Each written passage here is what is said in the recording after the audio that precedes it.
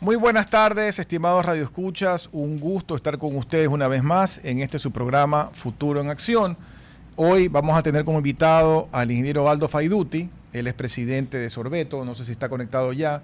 Todavía no. Hubo un malentendido porque habíamos pensado que era hoy día. A él le habían dicho el día lunes, pero en todo caso va a tener la gentileza de conectarse por Zoom, a pesar de que no lo tenía registrado hoy en agenda. Y mientras se conecta hablaremos de un par de temas importantes. El uno tiene que ver con el hecho de que el Ecuador, con buen criterio financiero, está planificando hacer o está gestionando el hecho de una recompra de bonos para hacer un reperfilamiento de la deuda. Aquí en el universo de hoy, si lo tienen en la mano, recomiendo que lean en la página 5 la entrevista que le hacen a Augusto de la Torre, que explica claramente cómo es el mecanismo. También lo han sacado en otros medios de prensa en estos días, y básicamente en esencia es cambiar deuda de corto plazo por deuda de largo plazo, haciendo una emisión nueva para poder pagar con ese dinero los de corto plazo y estirar la deuda a mayor plazo. Es una medida inteligente. Esperemos que la operación salga bien. Entiendo que el mercado internacional lo está viendo como algo con buenos ojos, porque es un tema voluntario, no es un tema impuesto, no es un default y mucho menos. Y para la realidad financiera del país, esa operación es absolutamente necesaria y correcta. Entonces felicito la gestión del gobierno y del Ministerio de Finanzas en esa línea. Ya tenemos a nuestro querido amigo Aldo Faiduti en la línea. Ahí, como explicaba, hubo una confusión de días. Pido disculpas por eso, Aldo. Y nosotros en el Comites, que Eliseo Mosconi tiene a bien ayudarnos en eso, porque él es parte del Comites, tenemos entrevistas cada cierto tiempo con personas que son de la comunidad italiana, para que nos cuenten, por un lado, su historia de familia y por otro lado también su historia de vida, porque hay una larga tradición de un legado importante de familias italianas que han estado en la arquitectura, en la industria, en la aviación y en una serie de sectores importantes de la economía y de la vida social del país. Comencemos por eso. Cuéntanos un poco, Aldo, un poco cómo fue la historia de la familia Faiduti en el Ecuador. Adelante. Hola, Giovanni, gracias por esta oportunidad. Y realmente, disculpa, pero a mí me dijeron que era para el próximo Sí, sí, lunes. veo que ahí hubo Bueno, una confusión. lo Correcto, importante adelante. es que estamos aquí. A ver, mi abuelo Bruno Faiduti, no se sabe por qué venía eh, en un barco italiano de paso hacia Argentina. Entonces, o sea, ¿por qué no fue directo a Italia-Argentina, sino que pasó por el canal de Panamá y pararon en Guayaquil? Y yo del lado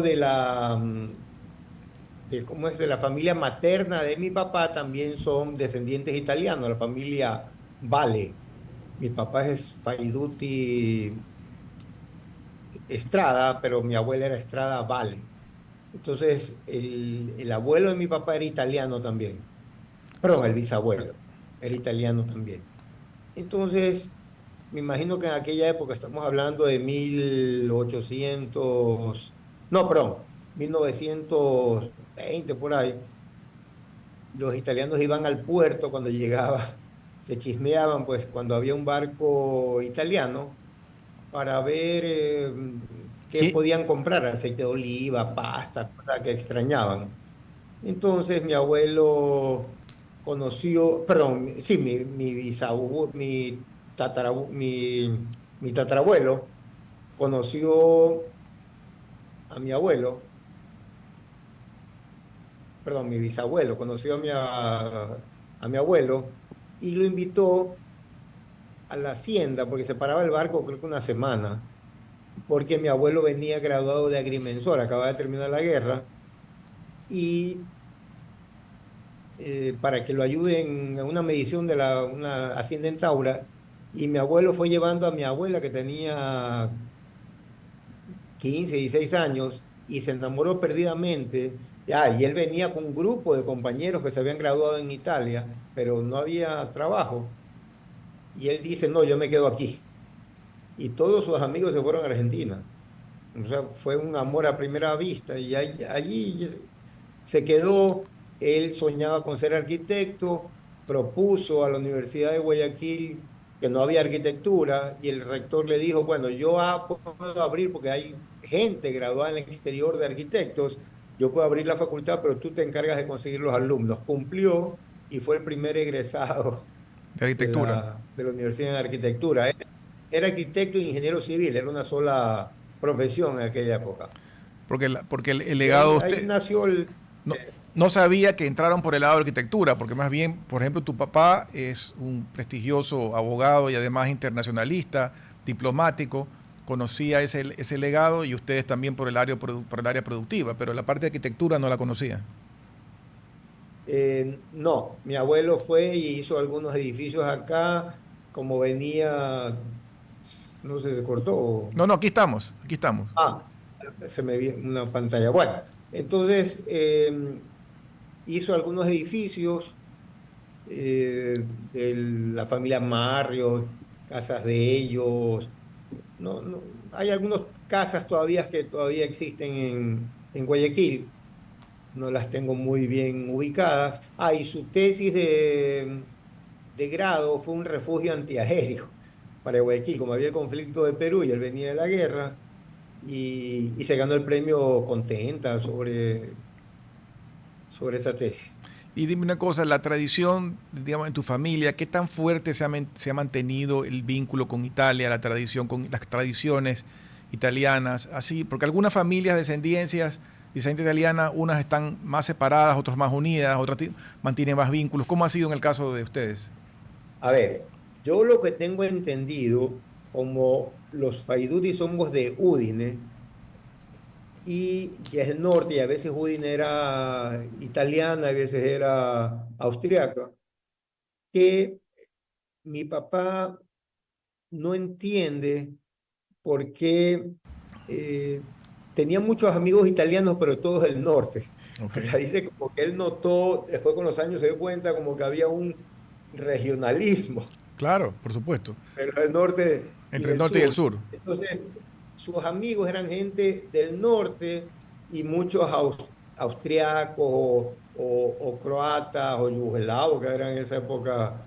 o- entonces, tenía muchas amistades por ese lado, pero como que no se vinculaba Tanto a la con, comunidad. con la comunidad del sur. O sea, es lo que mi papá dice que ha entendido. O sea, porque que ese era su grupo de amigos, ¿no?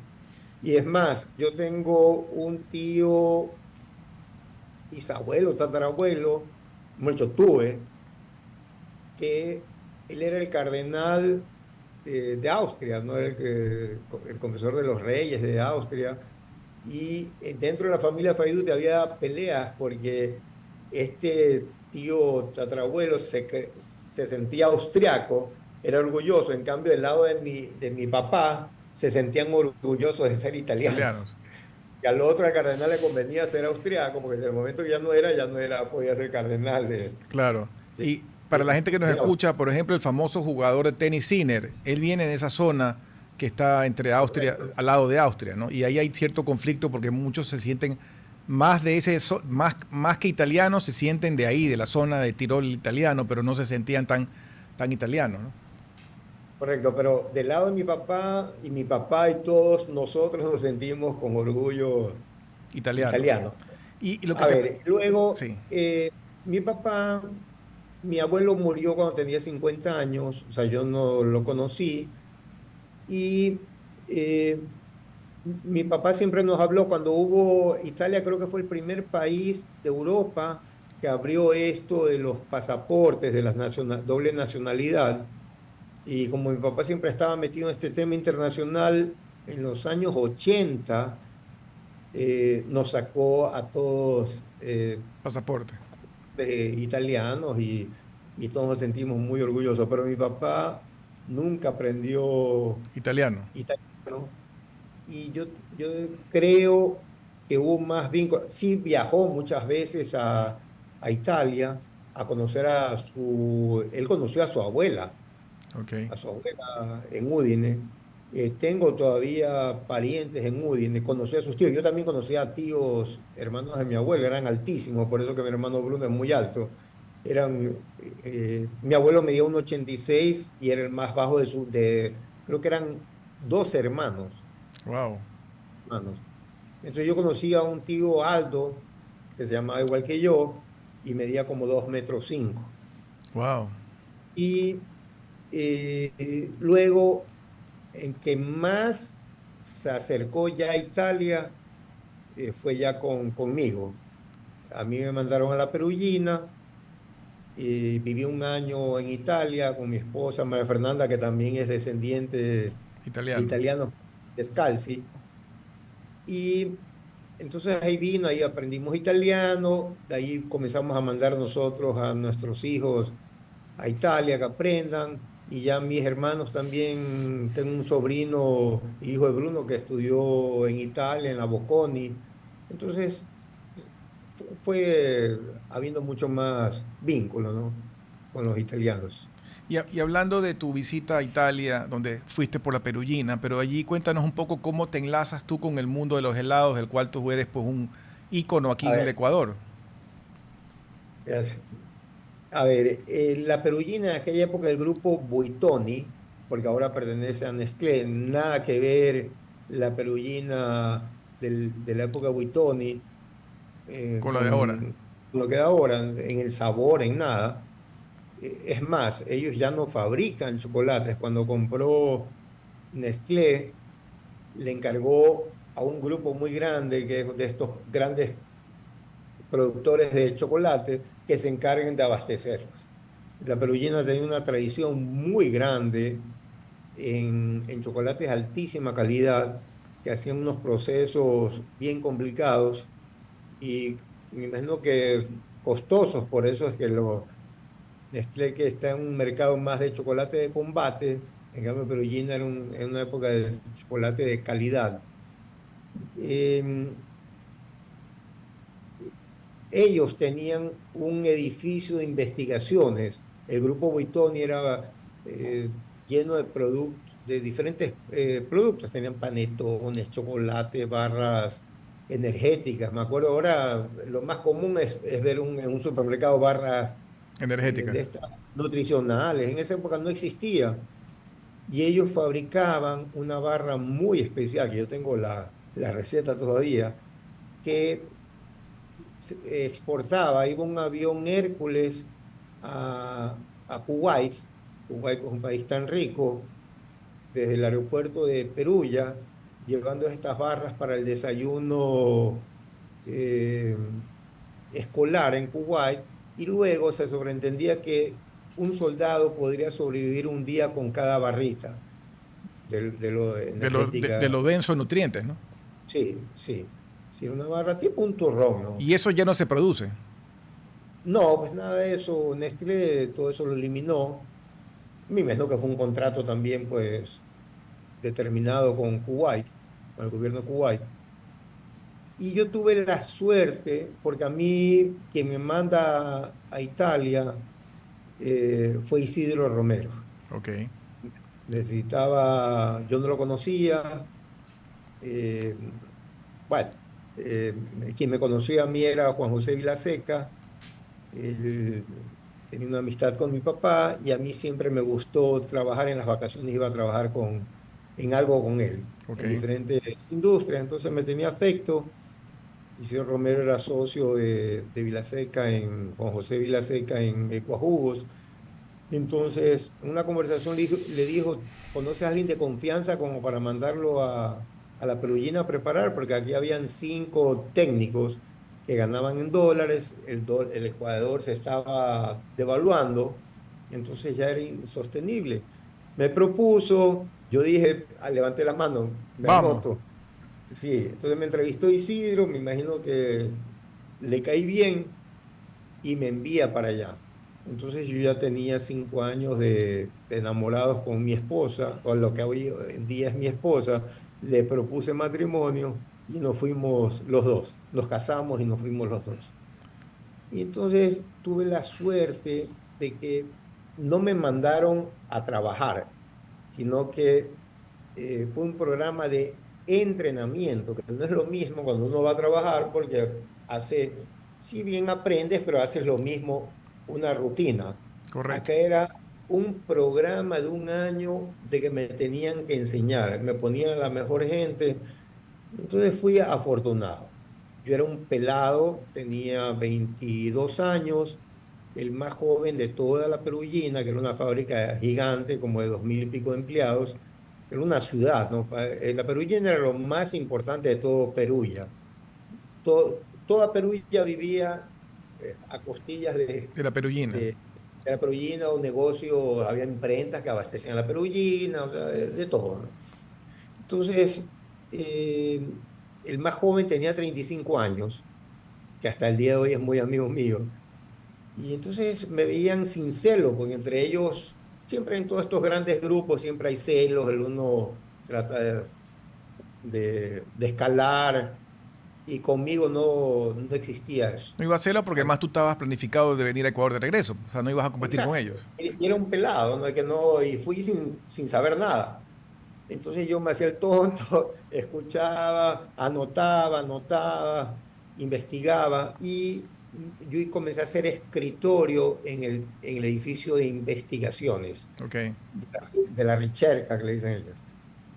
Y lo que hoy en día, no sé, pues se llamarían científicos o no, pero era gente muy capacitada, muy estudiosa. Estamos hablando de la época que no había internet, donde tenían ellos una biblioteca súper eh, completa. Los libros en esa época eran en inglés, francés y italiano. Italia siempre ha tenido mucha literatura, perdón, que veo, No, se te ve bien, ya se te ve bien. así, Además, mucha literatura. en agricultura y alimentos, Italia siempre ha sido fuerte, ¿no? Así es, Italia ha sido pionera en muchos desarrollos en la industria de alimentos, ¿no? Y solo por... Entonces, y Más, la más, perullena era muy importante. más allá de la parte técnica como tal, de la cultura de trabajo, ¿qué aprendiste? De la cultura, digamos, de cómo se trabajaba, ¿qué A aprendiste? ver, gente muy disciplinada, que cuidaban mucho su puesto, muy trabajadora, no perdían el tiempo, no perdían el tiempo.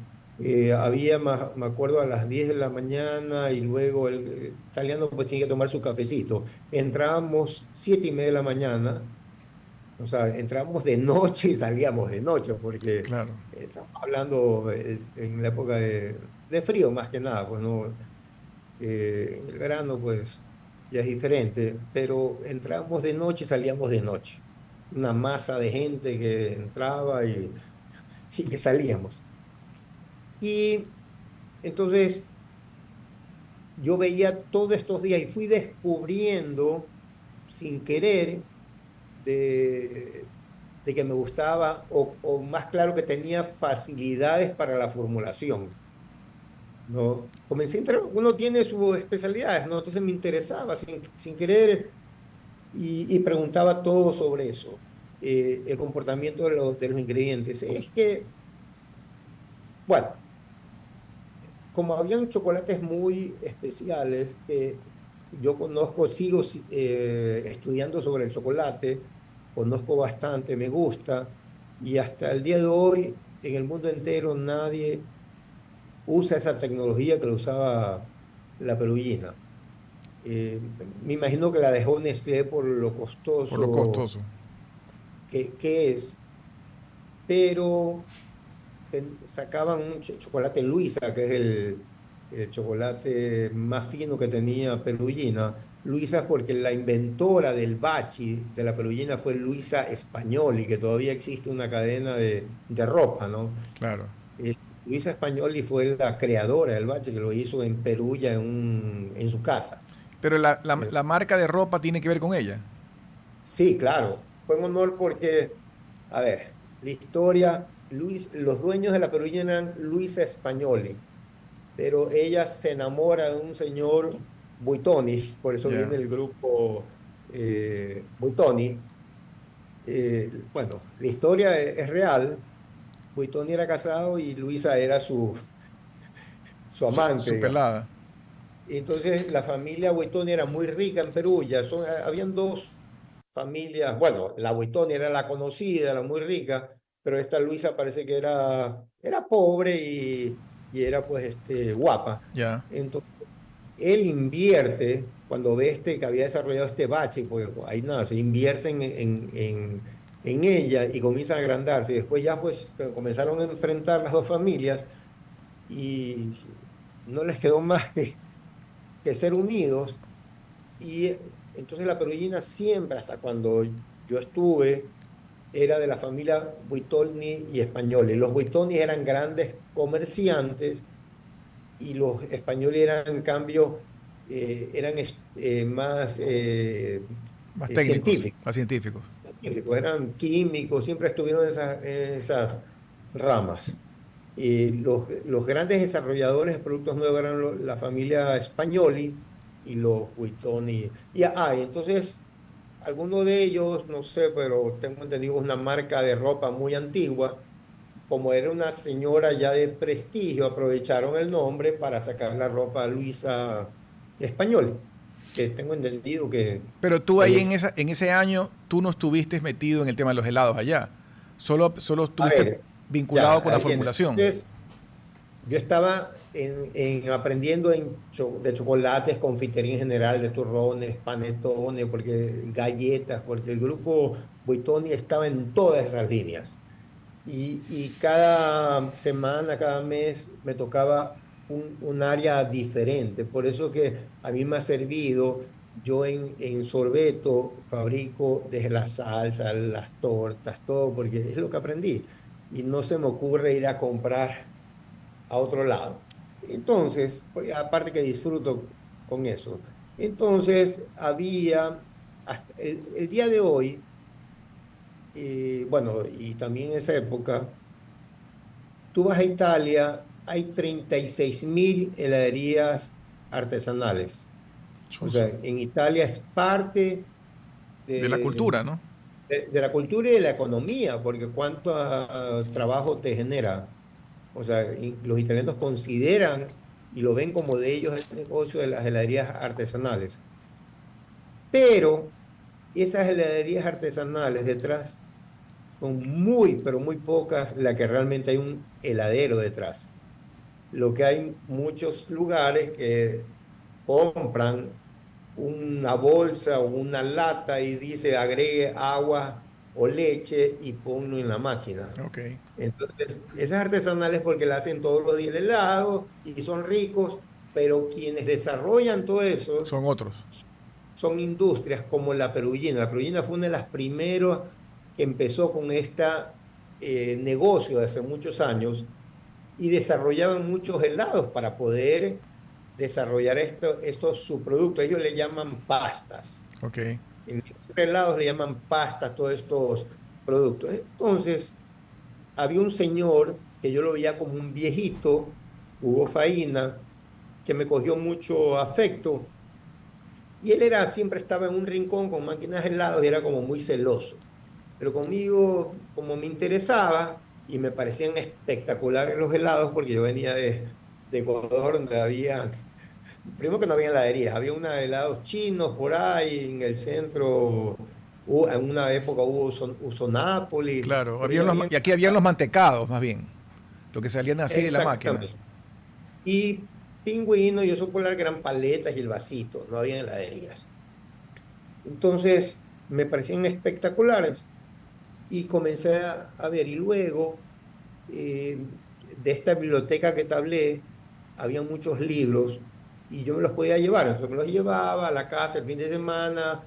Me comenzó a interesar el tema de los helados, ¿no? Y le preguntaba algo a él y tenía también otro amigo que todavía sigo con mucho contacto y aprendí. Tengo hoy en día esas recetas que él me enseñó y son muy elementales para lo que es el helado el día de hoy. O sea, lo que se hace hoy en día en sorbeto es mucho Mucho más mejor sofisticado. calidad. Claro, o sea, estamos hablando año 81, ¿no? Entonces, el mundo entero ha cambiado, ha evolucionado en mejores ingredientes, con mejores Y materias tú primas. recibiste un premio por la calidad de tus helados, ¿no? A nivel internacional. Sí, Sí, sí, fue un premio al mejor heladero de aquella época, el 2010, que fue dado por la Asociación de Heladeros Artesanales de Italia.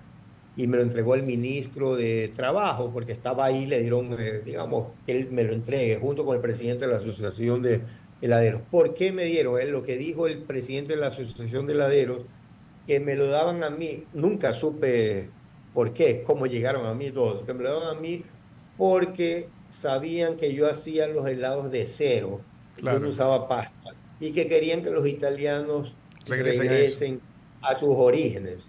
No, es uno de los motivos que me dieron. O sea, no me dieron el premio al mejor helado, no, al mejor heladero.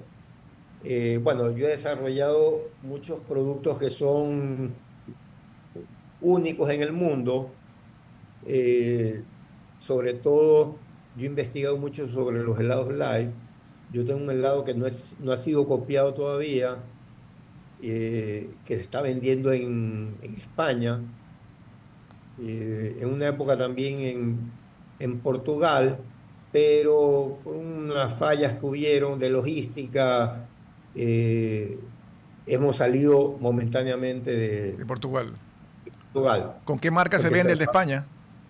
Gelafir, ya Me vas a enseñar. los enseño, perdón. Sí. Gelafir es un desarrollo totalmente mío, hay de varios sabores. eh, Uy, perdón. No, no, sí se ve. Levántalo ahí, sí se ve. Ahí está. Que Ahí está. está, Sí, está como lenta la, sí. Vamos a irnos a un corte y luego que regresemos nos cuentas un poco más en detalle esa experiencia en España. Vamos adelante al corte. RTP 965, a la conquista del mundo digital. Presenta sus nuevas instalaciones y tecnología de vanguardia. Renovamos nuestro compromiso de seguir brindando contenido útil y de la más alta calidad. Programas de opinión con referentes de la comunicación. Noticias para contar todo lo que está pasando en todo momento. Una variedad de segmentos con lo que necesitas saber. Y asociaciones internacionales estratégicas. Todo para mantener a nuestra audiencia y seguidores siempre bien informados. Siempre en RTP. Buena compañía. Gracias por regresar con nosotros a su programa Futuro en Acción. Estamos conversando con Aldo Faiduti, presidente de Sorbeto. Hemos venido hablando un poco primero de la historia de su familia, cómo llegaron los Faiduti al Ecuador, pero estamos hablando también de sus emprendimientos y de cómo él entra en el mundo de los helados, del cual es un ícono aquí en el Ecuador. Nos había contado también de un premio internacional. Y tú mencionaste al final de la primera parte este tema que es más reciente de esta aventura empresarial en España con esta receta única de estos helados fit. Pero yo quisiera, antes de retomar eso, hablar de cómo comenzó cómo sentaste las bases del negocio de los helados en el Ecuador. Sí, gracias, Giovanni. A ver, yo regreso después de un año de tener este entrenamiento en la Perullina a trabajar con el grupo Novoa. Eh, el señor Luis Novoa Naranjo era muy amigo del señor Buitoni. Ok.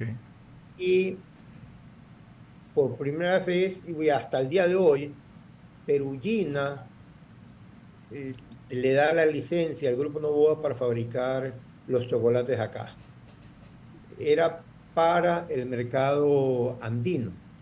En Ecuador, pues, el consumo de chocolate es muy bajo y su principal mercado era Venezuela, pues, ¿no? Venezuela era una potencia, mucho poder adquisitivo, y el segundo mercado era algo que se vendía en Perú, Colombia un poco menos en aquella época, pero yo vengo acá a ser jefe de desarrollo de productos. O sea, inmediatamente me dieron ese cargo y comencé a sacar muchos productos nuevos, y reemplacé a 5 italianos que tenían aquí en diferentes áreas Okay. que ganaban Que en ganaban en dólares. dólares. Sí. Y ellos no hacían nada nuevo porque no tenían la autorización o no las habían pagado, pero como yo vine aprendiendo, comencé a sacar productos nuevos sin pedir mucha autorización, y ya habían doble marca, no había la Perugina y se sacó una marca Isabela, Ok. ¿no? Me imagino por la hija del señor Novoa. Entonces, comencé a hacer muchos productos y me gané la confianza de Isidro Romero y él comenzó a invertir en mí, me mandó a muchos países, a cursos, a ferias y fui creciendo, o sea, digamos, en confianza y un día se me presenta una oportunidad yo estaba feliz, o sea, en el trabajo, de comprar unas máquinas usadas de helados. Ok. Y dinero que no lo tenía, lo veía muy lejano.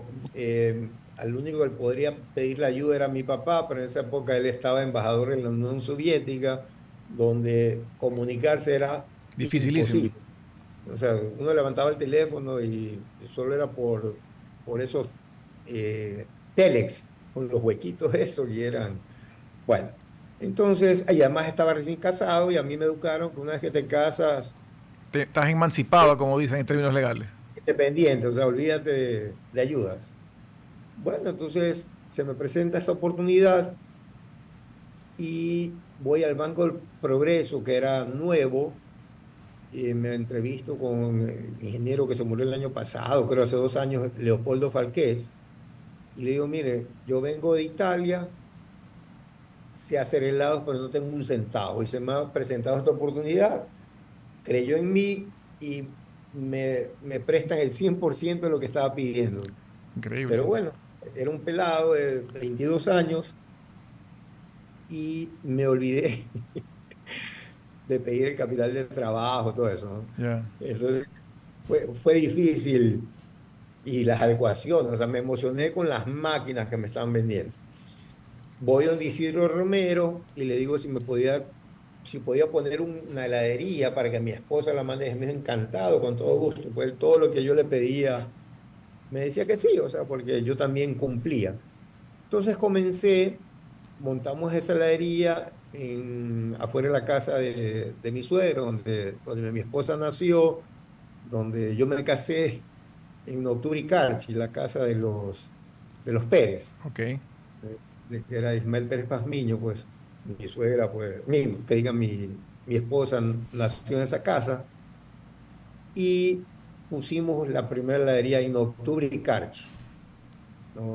Y Que ahí ya yo no se, ahí se salía llamaba en esa época, ¿cómo se llamaba? El gelato italiano. gelato italiano, Ok. era hasta un nombre largo, el gelato italiano, logré registrar en esa época, pues no había internet y me imagino que había mucho desconocimiento del idioma en los registros de marcas porque era un nombre, pues, el helado italiano. O sea, en Claro. teoría hoy en día no podrías registrar Registrar eso. eso, porque es un nombre genérico, es una Sí, frase. exacto, una frase y lo registré. O sea, me lo aprobaron, puse eso y comenzamos con puertas usadas, o sea, todo un mesón hecho con madera casi de encofrado. Ya. Entonces, así abrimos la primera heladería, que fue un día sábado, me acuerdo. El primer cliente, me acuerdo que fue, ustedes acordar de Roberto Bosicio, que era un alto gerente del grupo Vilaseca. De coincidencia, él llegó por ahí. Entonces fue el primer cliente y ese día vendí 2 conos. Al día siguiente ya tenía una cola bien grande y el día siguiente fue recomendado por Roberto Bosicio, fue Juan José Vilaseca. Ok. Por lo que me crié, todo eso fue. Y me acuerdo que me tuvo la cortesía, no tenía ni siquiera un brazo para cerrar la puerta. Sí tengo aire acondicionado usado y él me manda como un acto de cortesía de la llave, me manda a Un regalar una cierrapuerta. bisagra de cierre puerta, me acuerdo. Bueno, entonces se hizo tan boca a boca fama que tenía unas colas largas fuera de la calle y la gente era en octubre, estamos hablando del año 83. inicios del 83, hacían doble fila, se estacionaban en el parterre de 9 de octubre y comenzaron a mandar vigilantes todos los días a que la gente se estacione bien. Y así crece el negocio, ¿no? Fue aceleradamente, crecía y crecía, pues no había más heladerías en Guayaquil y luego abrí una en Urdesa, luego otra en la calle Vélez y así fue creciendo, creciendo hasta llegar a tener 19 heladerías.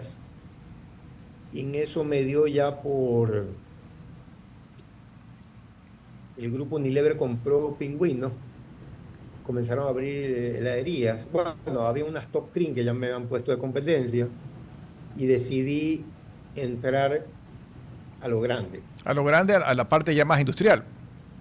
Sí, a la parte más Y bien audaz industrial. porque te fuiste a competir con una multinacional gigantesca. Sí, sí, hice una fábrica más moderna que la de Pingüino, me endeudé en dólares en Italia, porque aquí fui al Banco del Progreso. Ah, para esto, cada vez que iba al Banco del Progreso, fui creciendo, ¿no? Te estoy resumiendo, fui creciendo de 9 de octubre y Carchi, cada vez me iba tomando más la casa de mis suegros hacia atrás, era una casa grande, y en eso construyendo en Víctor Hugo Briones y Clemente Ballendo, un terreno que compré y cerca del por el puente del Velero. Ajá. Ahí hizo una fábrica, o sea, ya era el segundo sitio y crecía aceleradamente. Entonces, hacía préstamos, pagaba puntual, tenía confianza, ¿no? El banco. Ya había hecho puestos otros negocios, aparte de helados. O sea, me ha gustado lo que la Emprender. gente me dice. Soy emprendedor. Monté Tropa y Frutas, asimismo, que era la segunda exportadora de maracuyá, de concentrado. Me ganaron por puesta de mano otro grupo. Y así fui creciendo y pagando. Monté Zona Fría, La pista pista de de patinaje patinaje. de hielo. Sí. Y en eso fui para el proyecto este de helados. Me dijeron que esa cantidad de dinero no me podían dar. Me fui a Italia, conseguí crédito con un aval del Banco del Progreso, eso sí me dieron, pero suena fácil, pero para que te den eso te piden una serie de garantías, desde un seguro de vida elevado, costoso, y firma mía, de mi esposa y tantas cosas. Bueno, inaugura esa planta que la catalogaron la más moderna de Latinoamérica, venían gente del exterior a conocerla, era muy bonita, tenía hasta robots, eso era raro aquí en el país, tenía una gama, una cartelera de helados súper completa, que no la encontrabas normalmente en Europa, tan completa como la que tenía, y ahí reduje el nombre porque algo que me arrepentí era que se llame el gelato italiano y todo el mundo le decía vamos al gelato y parece mentira, pero mandar a hacer letreros, todo cuesta mucho más, ¿no? Y sobre todo la palabra italiana que era italiano que es Larga. larga. Entonces decidí registrar y también me aceptaron solo la palabra Y el il gelato. gelato, il gelato. Entonces ahí fuimos creciendo, inauguro esta planta el 22 de diciembre del 98. Ya había caído el Filambanco y no sé cuántas financieras, pero tuvo un fenómeno que producíamos 24 horas, los tienderos, era tanto el éxito que los tienderos no esperaban la ruta del camión. Inauguramos con 29 camiones modernísimos que nadie los tenía acá, con un sistema de refrigeración novedoso, con unas placas eutecticas, y los tienderos iban a la fábrica a hacer cola a comprar, porque se las acababa el helado. O sea, era una rotación que Bestial. tenía. Normalmente un congelador puede vender hoy en día en 1 o 2 semanas, allá lo vendían en un día, se vaciaba. Pero ahí te tocó la mala suerte de que vino la caída de allá, vino el congelamiento y todo el tema financiero previo a la dolarización. Vino el congelamiento que fue terrible, las 24 horas que trabajábamos, yo pensé que, o sea, yo no dimensioné lo grave que era y se nos comenzaron a llenar las bodegas de helados, los fríos, ¿no? Y pensé que iba a ser pasajero, pero cuando veíamos que la cosa iba en serio, me comencé a preocupar. En eso los políticos comenzaron a echarle la culpa a los empresarios de la quiebra del país. Porque, a ver, se juntó la mancha blanca, el camarón, el niño, con el niño exactamente, y resulta que los culpables eran los empresarios. O sea, a mí me iba requete bien. Yo terminé quebrando, pero por culpa del Estado, pues. O sea, el Estado es el que me quitó el dinero a mis clientes. Y resulta que éramos los culpables. Entonces, Maguad saca la ley de Trole 2. Y comencé, yo dije, me acojo, contraté gente seria, porque era complicada, a Paul Palacios, que es una persona conocida, muy respetuosa y que sabe el mundo financiero, a él y al estudio Coronel y Pérez de César Coronel Jones y Hernán Pérez Luz, o sea que es más serio que Paul Palacios y ellos, para acogerme a esto. Entonces, porque era muy complicado, y comencé a tener llamadas de industriales y de las cámaras que boicoteé, que se habían enterado que yo era el único, fui el primero y el único a acogerme a la ley Trole 2. Ya. ¿Cómo se llama? Con declaración juramentada de mi esposa y mía. Y me dijeron que había que boicotear eso. Y me dije, no tengo nada que ocultar. Y me acogí, pero me comenzaron a boicotear. Cumplía todo, no asistían de parte del Estado a las reuniones y dilataban y cada vez yo me debilitaba, pues, ¿no? Porque seguía el de sangre, en crisis país, exactamente.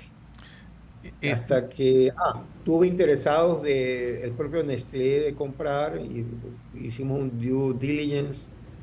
Estuve a un grupo muy grande español que me lo trajo Isidro Romero. Bueno, y otros que ya por delicadezas a ellos no los nombro, de asociarse. Muchos querían asociarse conmigo porque veían que yo era el que conocía.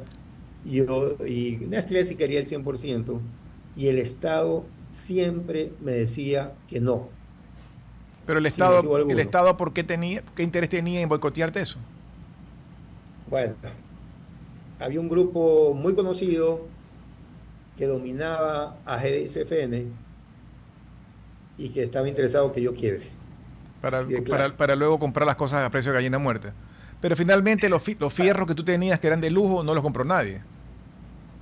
Sí, parece mentira. Lo compró una señora muy conocida, sorpresivamente, un remate raro. Ya. Pero todo se paga en la vida. Porque nunca abrió la planta. Nunca. No. Yo se la entregué operando, produciendo, hasta el último día con las bodegas del lado, y le dije, aquí está, le dije a la AGD, aquí está. Y nunca más funcionó. Nunca más. Aldo, la verdad es que esta conversación da para otro programa. Nos quedan 4 minutos y yo quisiera... Es para hablar tal vez varios programas. Yo podría escribir un libro y el prestigio de mucha gente se iría al suelo. Al suelo, porque en estos 4 minutos, los 3 minutos que nos quedan, de esta experiencia de vida de emprendedor, de emprendedor serial, porque como tú has dicho, has construido muchas cosas y te has levantado de las cenizas porque lo que tenemos ahora, o tienes ahora funcionando Sorbeto. Te voy a dar una cosa muy importante. Sí. Te conté que yo el crédito lo saqué en el exterior. Correcto. La AGD fue para devolver el dinero a los ecuatorianos. Correcto. No a los extranjeros. Entonces, la AGD nunca pagó un centavo al exterior, pero me cobraba a mí el dinero. Y me quitó la fábrica porque decía que yo no les había pagado. Pero si la deuda, la tuya, no era con ellos, era con el exterior. Pero era la garantía del Banco de Progreso. Ah, y ok. como ellos eran dueños del Banco de Progreso. Pero no pagaron la garantía. No. ¿Y quién le pagó a los de afuera? Hasta el día de hoy soy deudor sin ellos haber pagado un centavo. O sea, esas son las cosas. Todo fue manipulado. y al exterior nunca le pagaron. Nadie le pagó. Pagaron. Nunca le pagaron porque se iban presos, porque la AGD no era para pagar. Pero exterior. la otra cosa, en el exterior no soy moroso porque, a ver, te cuento rapidito, sé que se acaba el tiempo. El acreedor de Europa vino cuando hubo el congelamiento, se me presentó en la fábrica. Ok. Entendí, era un suizo italiano, o sea, resulta que era una financiera suiza que compra esta cartera. Ok. Se me presenta, le doy un giro por la fábrica, estamos produciendo y me dice, mira, primero te felicito y me das tranquilidad de ver que el dinero está invertido, ¿verdad? Tengo dos opciones, tengo que hablar con mis jefes en Suiza, o te condono el 40% de la deuda, una fábrica recién inaugurada, ¿no? Ya. Era súper atractivo. El 40% de la deuda o más plazo para pagar. Yo te contesto. Bueno, hasta el día de hoy se desapareció. Yo tuve interesados en invertir, me dijeron, compremos esa deuda. Si te dieron el 40%, a lo mejor conseguimos el 60% de descuento. Comencé a llamar, nunca más contestaron y con el tiempo logro comunicarme con esa financiera, me contesta un conserje en mal inglés y me dice, no, si esta financiera quebró. Pero llámelo al señor que vino acá y dijo, me dio un número en Estados Unidos, que eran los acreedores de ellos. Okay. Me contesta una gringa, me dice, ¿sabes qué? Ya olvídate eso, está enterrado. Está enterrado. Cobraron al Ecuador ellos, no había ni a quién pagar. Y hasta el día de hoy me cobran a mí. Aquí en el Ecuador por lo que le pagaron. Gracias, Aldo. Tenemos que hacer un segundo capítulo porque creo que tienes mucho más cosas que contarnos. Te agradezco por dedicarnos esta hora y la próxima ya nos vemos en persona. Muchas gracias. Hasta aquí, Futuro en Acción. Control Master Marisela Basantes. Transmisión digital Gerardo Díaz. Redes sociales Erika Eras. Edición Oscar Saavedra. Dirección Javier Gamboa. Todos los derechos reservados. RTP 2026.